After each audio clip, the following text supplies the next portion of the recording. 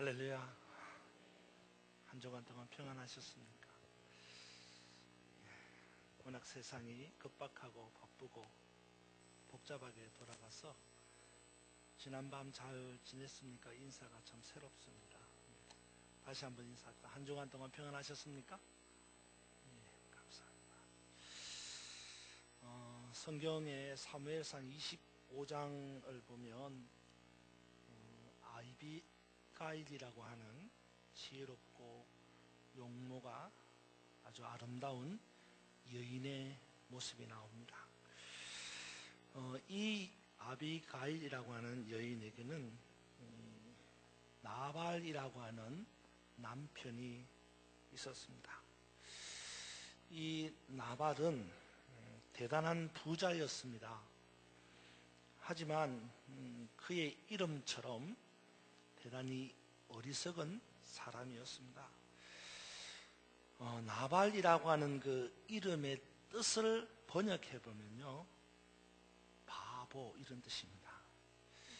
그래서 참 부모가 어떻게 이름을 그렇게 지었나 그런 생각을 해봅니다. 이름을 지을 때에 나발이라고 지었으니까 그 뜻을 해석하면 바보 이런 겁니다. 그러니까 이 나발은 비록 재산은 많은 부자이지만 그의 이름처럼 어리석은 바보 같은 그런 사람이다라는 말입니다. 하루는 이 다윗이 광야에서 있을 때에 몹시나 추렸습니다. 배가 고프고 목이 말랐습니다.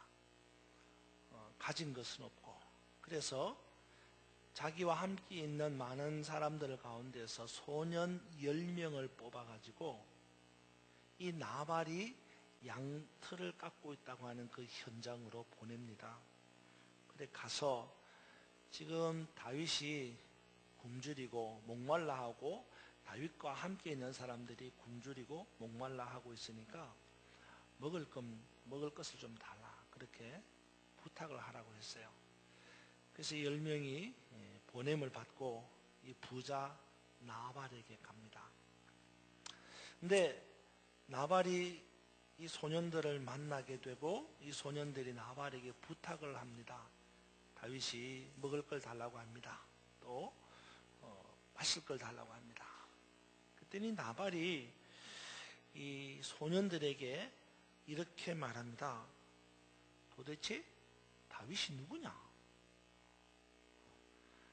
또 이새의 아들은 누구냐?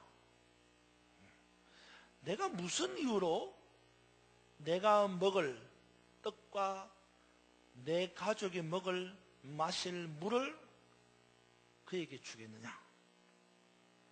한마디로 누군지도 모르는 사람한테 내 떡과 물을 줄 수 없다는 겁니다.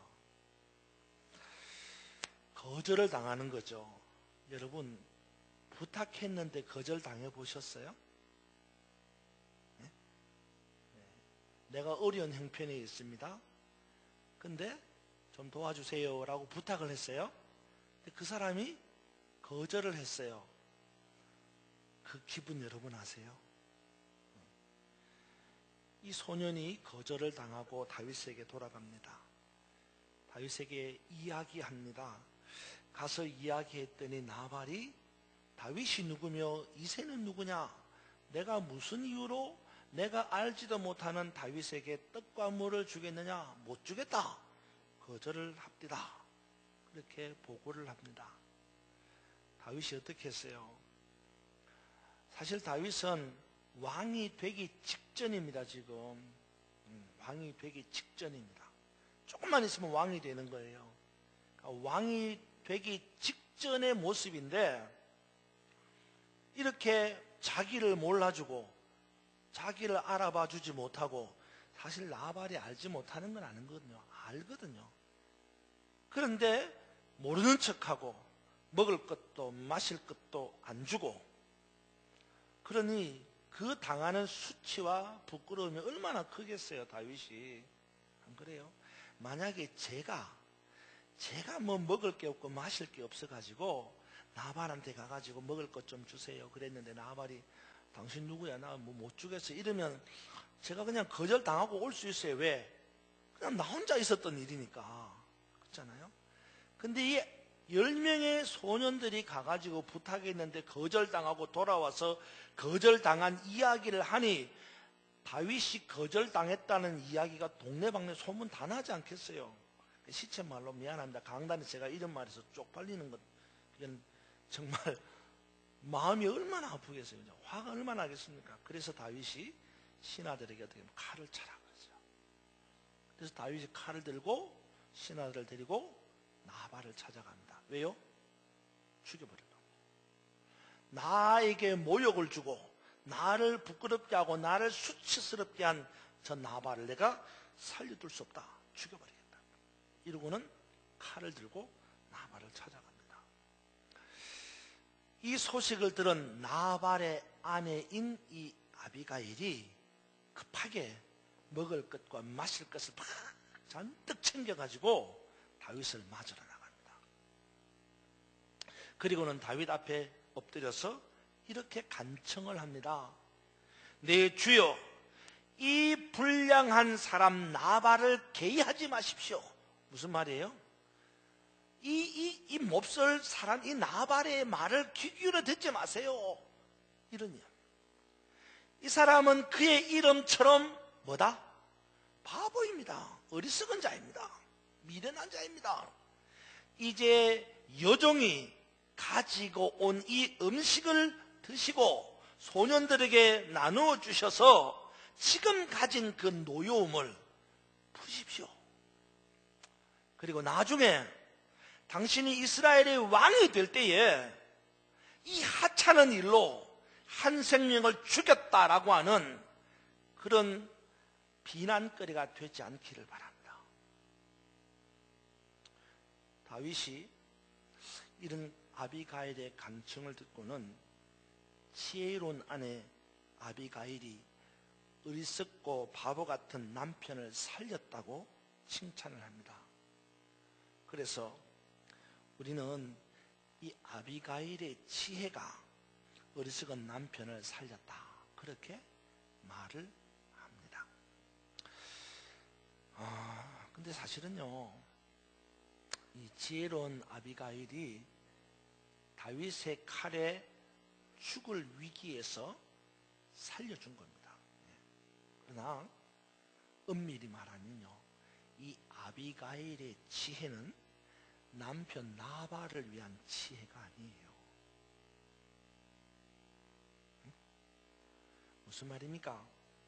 남편을 죽이려고 찾아온 다윗을 보고 극진히 대접하면서 어리석은 남편을 용서해 달라고 하는 이 아비가일의 모습은 실제로 남편을 살리기 위한 태도였다기보다는 떨어진 다윗의 명예와 자존심을 회복시켜주고 나중에 다윗이 왕좌에 오를 때에 별 시답지 않은 오늘 같은 사건으로 나발을 죽였다라고 하는 이런 비난거리를 받지 않도록, 그러니까 다시 말해서 아비가일의 지혜는 남편을 살리는 지혜가 아니라 다윗의 구겨진 자존심을 세워주고 다윗의 명예를 세워주고 나중에 왕으로 등극할 때 오점을 남기지 않게 하는 다윗을 위한 지혜였다는 거예요. 여러분 보세요. 실제로 이 아비가일의 지혜는요, 남편을 살리는 것 같은 지혜였지만 나중에 아비가일이 자기 남편에게 이야기하잖아요. 나발 보고 다윗이 칼 들고 당신 찾아와서 당신 죽이려고 했다고 그렇게 이야기했어요. 그랬더니 이 나발이 어때요? 온몸이 굳어버렸어요. 그래가지고 돌덩이처럼 굳어서 열흘을 살다가 죽었어요. 그러면 저는 생각하기에 정말로 이 여인이 남편을 위한 지혜로운 여인이었으면 다윗이 칼 들고 찾아왔다는 이야기를 해야 돼요, 안 해야 돼요? 안 해야지. 근데 다윗이 칼 들고 찾아왔다고 이야기했어요. 그러니까 나발이 무서워서 벌벌벌 떨다가 그만 돌처럼 굳어서 열흘 동안 고통스럽게 살다가 죽었어요. 그러니까 어떤 면에서는 아비가일이 남편을 죽게 만들었다고 해도 과언이 아니죠. 말 안 했으면 살 텐데.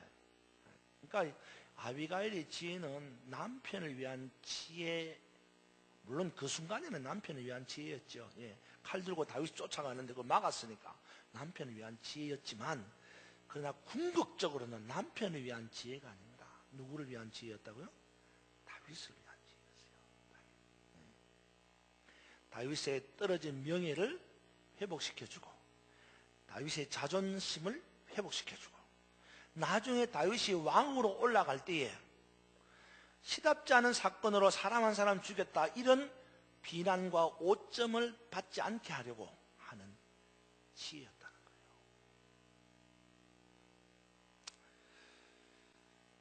하여간에 이 아비가일의 이야기를 들으면서 중요한 것은 지혜라는 것입니다. 그러면 남편을 위한 지혜였던 다윗을 위한 지혜였던 간에 지혜라는 것입니다. 지혜가 있으니까 살인도 막고 나중에는 이 아비가일이 다윗의 아내가 됩니다. 왕비가 되는 거예요. 사랑하는 여러분, 여러분에게도 아비가일처럼 지혜가 있습니까? 간절히 바라기는 여러분에게도 아비가일 같은 지혜가 있기를 바랍니다. 지혜가 있기를 바랍니다.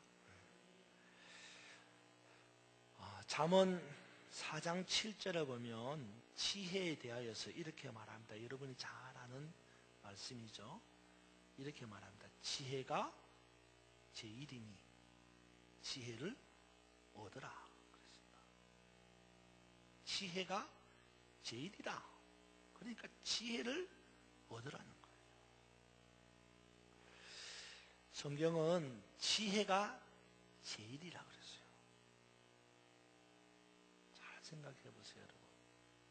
성경은 지혜가 제1이라 그랬습니다. 그래서 지혜를 얻으라고 말합니다. 여러분이 잘 아시는 야고보서 1장 5절에 보면 지혜에 대해서 이렇게 말씀합니다. 너희 중에 누구든지 지혜가 부족하거든 후히 주시고 꾸짖지 아시하시는 하나님께 구하라. 그리하면 얻으리라. 저는 야고보서 1장 5절을 보면서 그런 생각을 해봐요. 너희 중에 믿음이 부족하거든 후히 주시고 꾸짖지 아니하시는 하나님께 구하라. 그리하면 주시리라.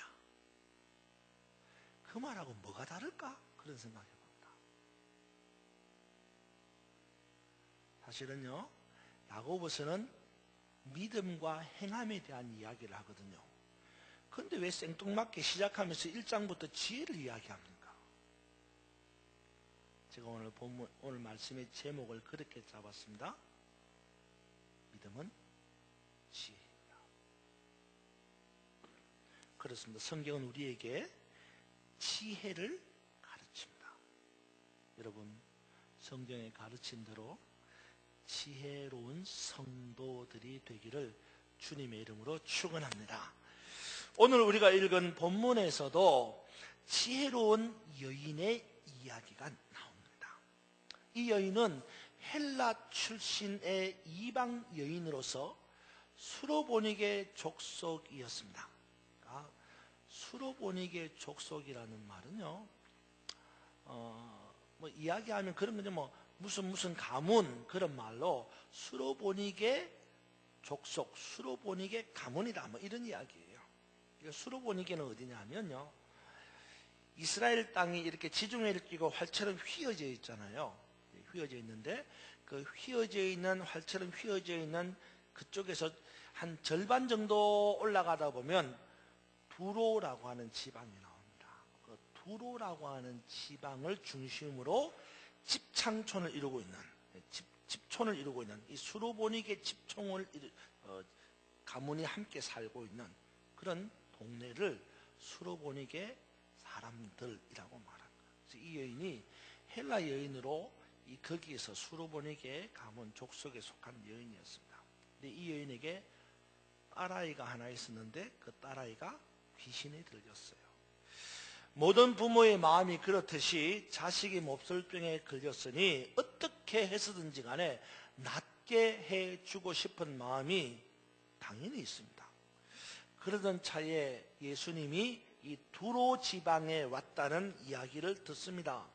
여인은 예수님을 찾아갔습니다. 그리고는 귀신 들린 자신의 딸아이를 고쳐주기를 간구했습니다. 그런데 예수님의 반응은 참으로 냉담합니다. 뭐라고 말씀하십니까? 자녀들의 떡을 취하여 개들에게 주는 것이 옳지 않다, 이 말입니다. 한마디로 뭐예요? 고쳐주지 않겠다는 거예요. 이유가 뭐냐? 이유인즉슨 예수님은 택하신 백성 이스라엘을 위하여 이 땅에 왔지 너처럼 개 같은 이방인을 위하여 쏜 게 아니다. 못 고쳐주겠다는 거예요. 이 말을 들은 여인의 마음이 어떻겠습니까, 여러분? 아까 아비가일이 이야기를 했잖아요. 예. 그때 이 다윗, 왕이 되기 직전인 다윗이 10소년을 보내어서 먹을 것을 부탁했을 때 거절받은 심정 한번 생각해 보라 그랬죠. 근데 오늘 그거하고는 또 다릅니다. 그죠? 자신의 딸을, 귀신 들린 딸을 고쳐달라고 간청했는데 안 고쳐주겠다는 겁니다. 거절당했어요. 거기다가 뭐라 그래요? 너 같은 사람은 뭐다? 개다 이거예요. 이런 이야기를 들은 이 여인의 심정이 어떻겠어요? 얼마나 참담하겠습니까? 시체말로 이 여인은 예수님의 이런 말로 인하여서 2번 죽는 것 같은 고통과 괴로움을 느꼈을 것입니다. 귀신 들린 딸아이를 고쳐주지 않겠다는 것도 고통과 괴로움이었는데 거기다가 자기 자신을 가리켜서 개 같은 이방인이라고 말했으니 이 여인의 그 괴로움과 상처는 정말 말할 수 없습니다. 저는 이 본문을 보면서 그런 생각했어요. 참 이상하다. 아니, 왜 예수님이 안 고쳐주시려면 차라리 안 고쳐주고 나 안 고쳐줄래? 이러고 끝나면 되지, 안 그래요? 근데 안 고쳐주는 것도 섭섭한데 거기다가 여인을 가리켜서 굳이 개로 비유해서 말할 이유는 뭘까? 그런 생각을 해보는 거예요. 여러분 그런 생각 안 드세요? 예수님 고쳐주기 싫으면 나 바빠서 그냥 갈래 뭐 이러든지, 아니면 딱 깨놓은 말로 그래 나 못 고쳐주겠어 뭐 이러든지 그러고 끝장내면 되잖아요. 그런데 예수님 그렇게 말씀을 하시는 거예요. 안 고쳐준다는 말 이것보다 더 엄청난 충격을 주는 뭐예요? 너 개 같은 사람한테 나는 못 고쳐주겠다 이런 이야기예요.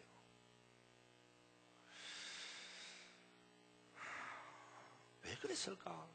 이런 생각을 합니다. 예수님은 이 사건을 통해서 우리에게 분명히 하시고자 하시는 말씀이 있어요. 제가 얼마 전에 말씀드린 적이 있지만요, 여러분, 우리는 사건에 초점을 맞춥니다. 사건에. 그렇죠? 기적과도 같은 사건에 자꾸 초점을 맞추는 겁니다. 하지만 예수님은 사건 속에 담겨 있는 교훈에 초점을 맞춥니다. 그러니까 오늘 이 본문의 내용도 사건 자체의 의미가 있는 게 아니라 나 안 고쳐줄래? 너는 개 같은 여자야 라고 하는 이 사건 자체에 초점이 있는 게 아니라 그 안에 담긴 교훈이 있다는 거예요. 그걸 봐야 된다는 겁니다. 그럼 그게 뭘까요? 한마디로 말해서 예수님은 이 사건을 통해서 우리에게 뭘 보여주시고자 하시냐면 이 여인의 지혜를 보여주고자 하는 거예요. 지혜를.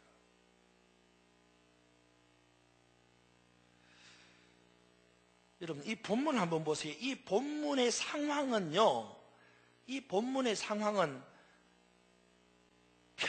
이게 보통 사람들이 생각할 때는 이 본문의 상황은 감정이 폭발하는 상황입니다. 그렇잖아요. 이 본문의 상황은 감정이 폭발하는 상황입니다. 예수님 앞에 엎드려 간구하는 이 여인에게 예수님이 나 병 못 고쳐주겠어, 너는 개 같은 여자야, 이런 이야기를 들은 이 여인의 마음이 어떻겠어요? 감정에 폭발하지 않겠습니까? 그러니까 이 상황은 우리가 보통의 눈으로 바라보면 감정에 폭발하는 그런 상황입니다. 고쳐달라고 했는데 고쳐주지 않겠다는 말과 더불어서 괴로 여김을 받는 이 상황은 감정 폭발이죠. 만약에 우리가 이 상황에 처했다, 어떻게 될까요?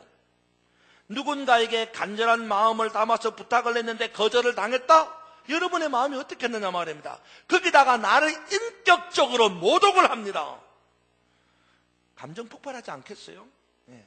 여러분이 저보고 욱 하는 성질이 있다 하는데 정말로 제 욱 하는 성질대로 하면 한판 붙어버릴 수도 있겠죠. 네. 근데 문제는요, 이 감정이 폭발하는 이 상황을 한번 생각해 보세요. 감정이 폭발하는 상황으로 가면 어떻게 되겠어요? 그러면 이 상황은 끝이에요. 여러분 이거 잘 봐야 됩니다. 아시겠어요? 지금 우리가 지혜를 이야기하는 거예요. 지혜를. 아시죠? 근데 이 지혜를 이야기하는데 그 지혜가 뭐냐? 이 상황을 만약에 감정으로 다스렸다 그러면 이 상황은 더 이상 진전되지 않고 끝이에요. 그러면 이 상황이 더 이상 진전되지 않고 끝이면 이 여인에게는 뭐예요? 절망이지. 자신의 귀신 들린 딸아이가 고침받을 수 없는 거예요. 감정이 폭발하면 상황은 끝이에요. 상황이 종료되면 문제는 해결되지 않는 겁니다. 문제가 해결되지 않으면 고통은 가중되는 거예요. 더해지는 거예요. 그러니까 어떻게 해서든지 간에 이 상황을 끌고 가야 돼요. 이 상황을 어떻게 해서든지 간에 유지해야 된다 이 말입니다. 그러기 위해서 필요한 게 뭐냐? 지혜라는 거예요.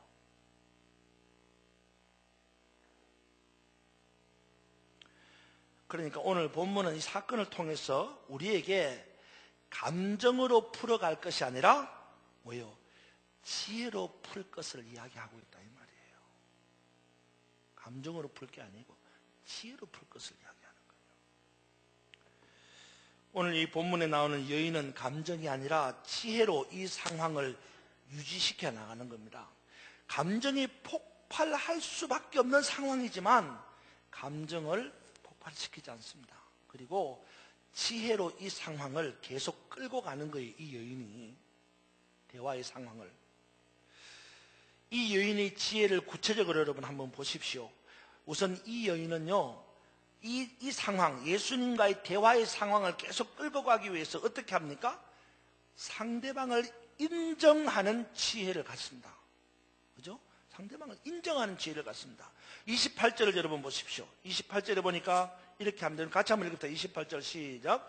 여자가 대답하여 이르되 주여 올소이다마는 상 아래 개들도 아이들이 먹던 부스러기를 먹나이다. 아멘. 그렇습니다. 여기 보니까 이 여인은 예수님이 하신 말씀에 감정으로 대처하지 않고 지혜로 대처하는데 그 지혜가 뭐냐? 예수님이 하신 말씀을 그대로 인정하는 거예요. 뭐예요? 옳습니다. 인정하는 거예요. 여러분 보세요. 솔직히 나를 인격적으로 비하해서 개라고 말하는데 그 말을 인정하실 수 있겠어요, 여러분? 정말로 성인 군자가 아니면 이런 말을 인정할 수 없습니다. 자존심을 짓밟고 자존감을 깎아내리고 인격에 손상을 주는 말을 듣고도 태연하게 그것을 인정할 수 있는 사람이 얼마나 되겠어요?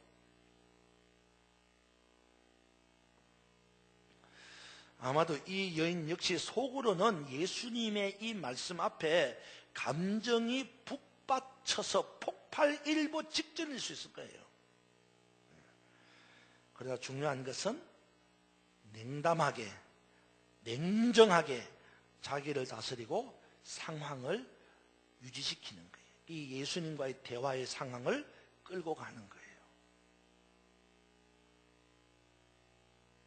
그러기 위해서 이 여인은 어쩌면 예수님의 말씀을 인정할 수 없다고 생각하지만 억지로라도, 이거 중요합니다. 억지로라도 인정하며 이 상황을 끌고 가는 거예요. 아주 중요합니다, 여러분. 중요한 것은 상황을 끝내지 않고 상황을 유지시키기 위해서 상대방을 인정하는 거예요. 우리는 상대를 쉽게 인정하지 않습니다. 그죠? 특별히 내가 한번 딱 생각이 되면 그 정해진 생각에 의해서 움직여집니다. 그래서 상대방이 뭐라고 말해도 그 말에 쉽게 자기를 바꾸지 않습니다. 그죠? 심지어는요, 내가 틀리고 상대방이 옳다고 해도 인정하지 않습니다. 내가 틀리고 상대방이 옳아도 인정하지 않아요. 그러니 상대가 옳지 않고 상대가 틀렸다, 당연히 인정 안 하죠. 예수님이 이 여인을 향하여서 개로 취급하는 건 옳지 않습니다. 그렇잖아요. 요즘 같으면요, 인권보호위원회 잡혀갑니다. 그렇지 않겠어요? 그런데도 불구하고 이 여인은 인정합니다. 왜? 이유가 뭐죠? 이 상황을 종결하지 않는 겁니다. 유지하는 겁니다. 이끌어가는 거예요. 대화의 상황을. 예수님과의 대화의 상황을 이끌어가는 겁니다.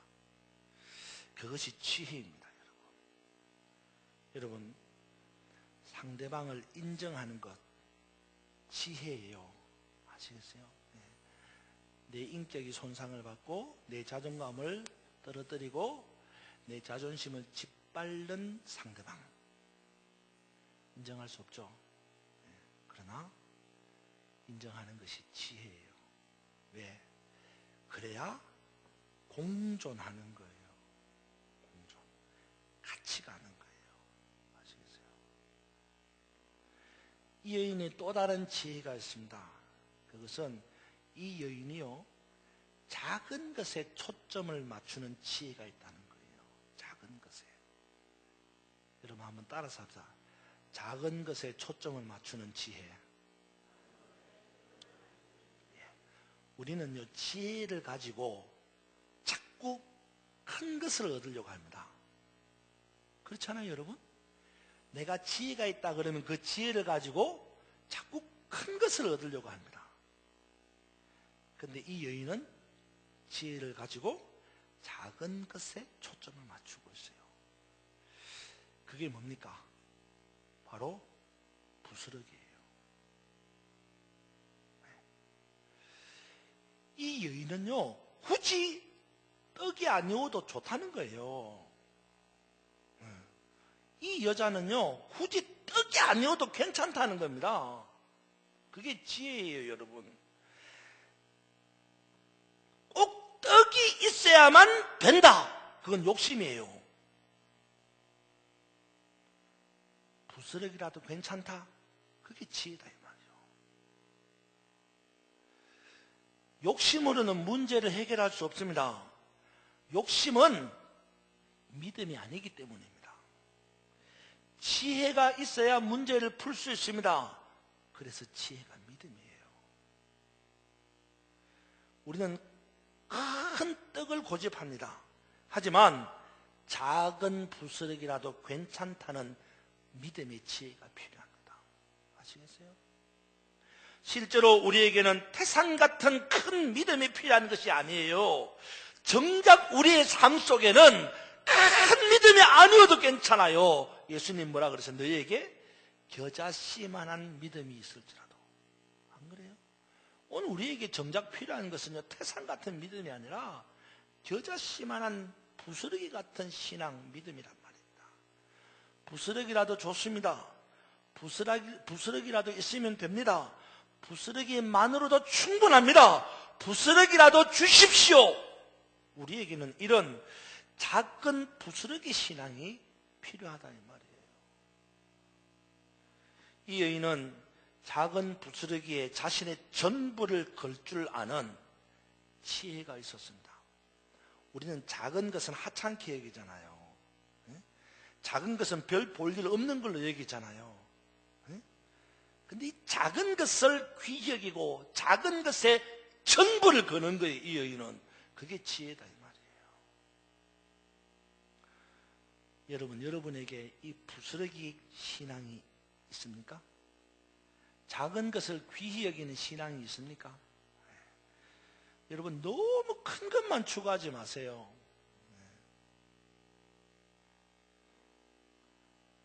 대통령만 되겠다고 하지 말라고. 그래요. 대통령만 되겠다고 다 대통령만 되겠어요? 아니잖아요. 크면 좋죠. 크면 좋습니다. 큰 걸 나쁘다고 말하지 않습니다. 하지만 반드시 커야만 하는 건 아니라 이 말이에요. 믿음은 부피와 상관이 없습니다. 그렇죠? 작아도 그 안에 능력이 있다는 것을 믿는 영적 지혜가 필요한 거예요. 사랑하는 여러분, 이 한 주간을 어떻게 사시렵니까? 우리는 항상 문제 앞에 놓입니다. 그렇죠? 우리 항상 문제 앞에 서게 됩니다. 우리가 이 성전을 빠져나가면 이 한 주간 동안 우리가 알지 못하는 수많은 문제들이 우리 앞에 닥쳐옵니다. 어떻게 해야지 그 문제를 풀 수 있을까요? 우선 그 문제를 가지고 주님께 나가십시오. 그리고 주님 앞에 엎드려서 지혜롭게 나의 죄인됨과 연약함을 인정하십시오. 주님, 나는 죄인입니다. 나를 개로 여기시더라도 옳습니다. 자기 자신 인정하는 거예요. 그리고 부스러기라도 좋습니다. 부스러기라도 주십시오. 이렇게 지혜롭게 간구함으로 부스러기 신앙을 통해서 문제가 해결되는 저와 여러분의 이 한 주간이 되기를 주님의 이름으로 축원합니다.